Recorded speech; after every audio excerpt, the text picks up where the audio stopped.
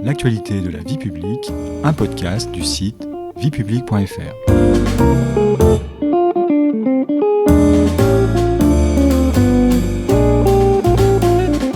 Bonjour à tous, bonjour Guillemette. Bonjour Patrice.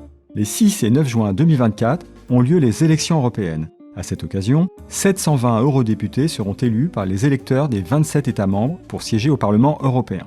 Voici le second épisode de la nouvelle série de l'actualité de la vie publique, consacrée au Parlement européen et à ses élus, dont le rôle, souvent mal connu des citoyens, est pourtant essentiel dans le fonctionnement institutionnel et les politiques de l'Union européenne. Au sommaire de ce second épisode, qu'est-ce qu'un eurodéputé ? Alors première question Guillemette, qu'appelle-t-on un eurodéputé ?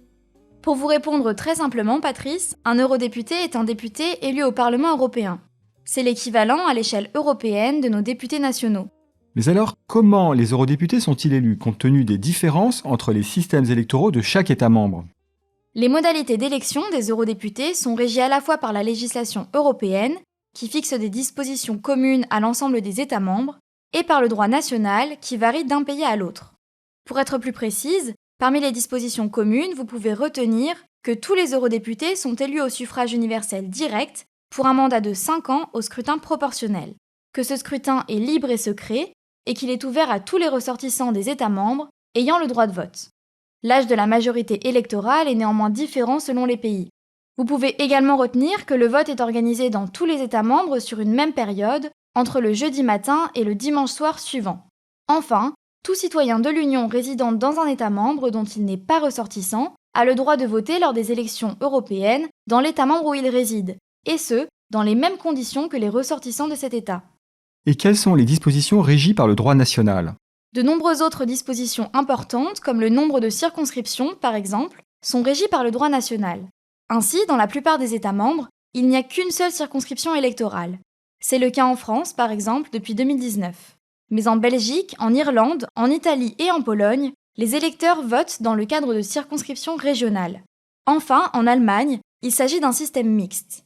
Les candidats peuvent se présenter à l'échelon d'une ou plusieurs régions, appelées Landers, ou à l'échelon national. Et est-ce que le vote est obligatoire ? C'est une autre différence à noter.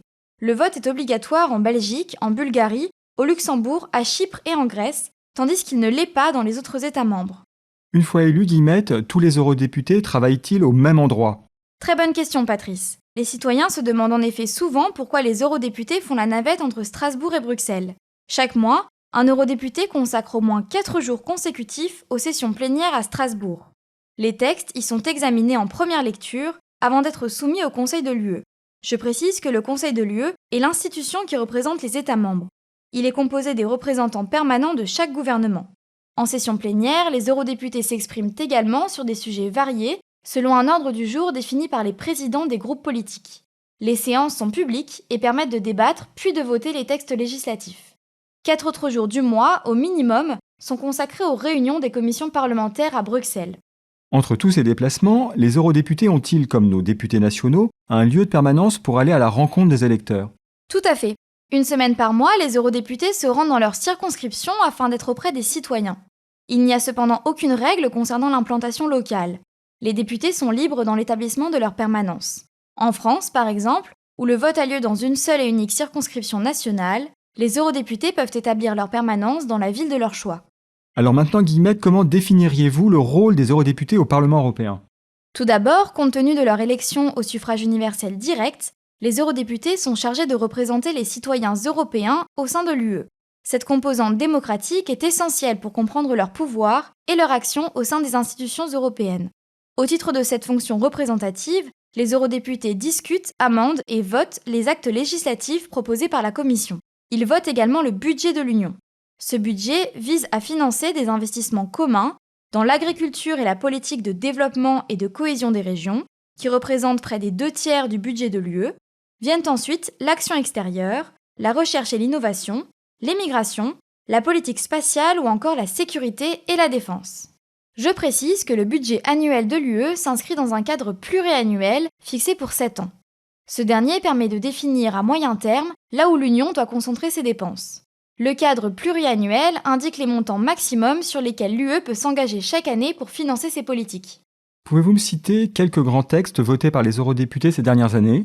Bien sûr, Patrice. Vous pouvez retenir le Pacte vert, une feuille de route environnementale qui vise la neutralité climatique dans l'UE à l'horizon 2050, le plan de relance appelé Next Generation EU, qui prévoit plus de 750 milliards d'euros pour faire face au choc économique provoqué par la pandémie, le Digital Services Act, DSA, dont le but est de diminuer la diffusion de contenus illégaux et d'instaurer plus de transparence entre les plateformes et leurs utilisateurs, ou encore l'IA Act, qui est le premier règlement au monde sur l'intelligence artificielle. Et comment les choses se passent-elles concrètement entre les différentes institutions concernant l'examen et l'adoption des textes de loi? Dans la grande majorité des cas, la Commission, qui est l'organe exécutif de l'UE, soumet les textes au Parlement européen, qui peut les approuver, les amender ou les rejeter par un vote.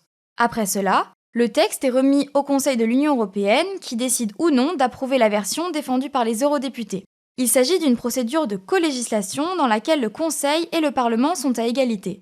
C'est la procédure législative ordinaire, adoptée en 1992 et renforcée en 1999. Procédure législative ordinaire, Guillemette, cela signifie qu'il en existe d'autres.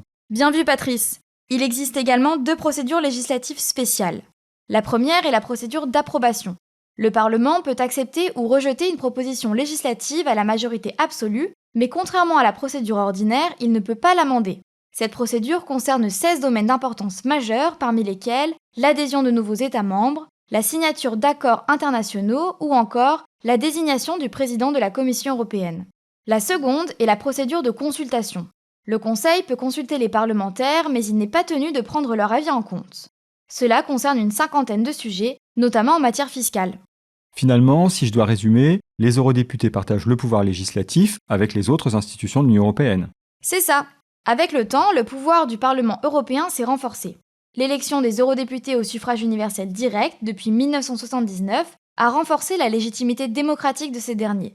Elle a justifié l'élargissement du pouvoir législatif du Parlement au vote du budget en 2009 par exemple. Cependant, la marge de manœuvre des eurodéputés sur la politique européenne dépend des sujets traités et des procédures utilisées. Je vois. Et à part ça, les eurodéputés ont-ils d'autres pouvoirs? Les eurodéputés ont également un pouvoir de contrôle sur les autres institutions européennes, et notamment sur la Commission européenne qui incarne, je le rappelle, le pouvoir exécutif de l'UE. Concrètement, le Parlement participe au processus d'investiture de la Commission européenne. Cette dernière est renouvelée dans la foulée des élections parlementaires. Les eurodéputés élisent ainsi le président de la Commission sur proposition du Conseil européen. Les autres membres de la Commission, appelés commissaires, sont proposés par le Conseil de l'UE en accord avec le président élu. Par un vote à la majorité, les eurodéputés peuvent également censurer la Commission. Jusqu'à aujourd'hui, le Parlement européen n'est jamais allé jusqu'à cette étape. Mais le 15 mars 1999, la Commission Santer, contestée au Parlement et menacée d'une motion de censure, a démissionné sans que celle-ci soit adoptée. Pouvoir de vote, pouvoir de contrôle, peut-on dire, Guillemette, que les eurodéputés ont tous les mêmes fonctions? Les missions que nous venons d'évoquer sont communes à l'ensemble des eurodéputés. En parallèle, ces derniers sont libres de rejoindre entre 1 et 20 commissions thématiques permanentes. Qu'entendez-vous par commission thématique permanente? Ces commissions sont chargées d'examiner les actes législatifs, les lois européennes en quelque sorte. Intégrer l'une d'elles permet de développer une expertise sur un sujet, comme les droits de l'homme, la santé publique, les droits des femmes et l'égalité des genres. Par ailleurs, certains eurodéputés occupent des postes particuliers. Président et vice-président du Parlement, président et vice-président de commission, rapporteurs, qui présentent les travaux de leur commission aux autres députés lors de la session plénière, ou encore questeurs, chargés de la gestion administrative du Parlement. Les différentes fonctions des eurodéputés sont-elles compatibles avec un autre mandat ou une autre activité professionnelle? Tout comme les députés nationaux, les eurodéputés sont soumis à des règles d'incompatibilité de mandat. Le mandat d'eurodéputé ne peut se cumuler à certaines fonctions telles que membre du gouvernement d'un État membre, membre de la Commission ou d'un Parlement national, membre de la Cour des comptes ou du Comité économique et social européen par exemple. Ces incompatibilités de mandat visent à garantir l'indépendance des eurodéputés. Et les eurodéputés sont-ils payés pour exercer ce mandat? Oui, les eurodéputés touchent une indemnité parlementaire. En 2019, le traitement mensuel d'un député européen s'élevait à 8 758 € bruts par mois. Pour couvrir leurs divers frais, comme le téléphone ou la gestion de leur permanence en circonscription, s'ajoute une indemnité de 4 513 € par mois.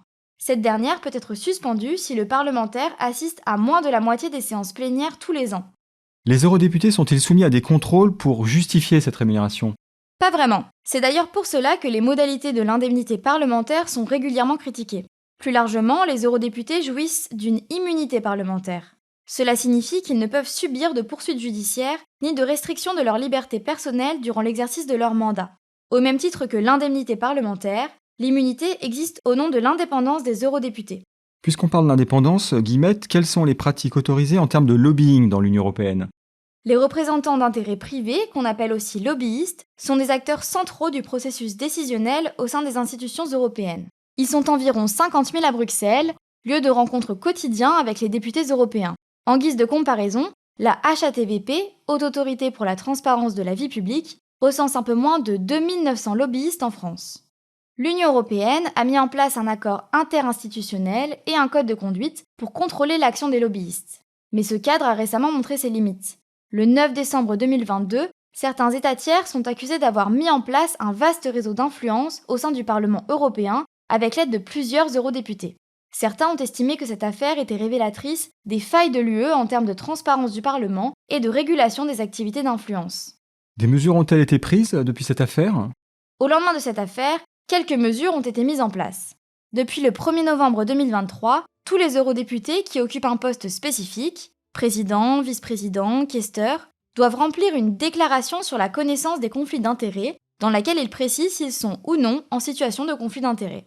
Le cas échéant, ils doivent spécifier la nature du problème et la mesure dans laquelle celui-ci pourrait influencer indûment l'exercice du mandat du député dans l'intérêt public.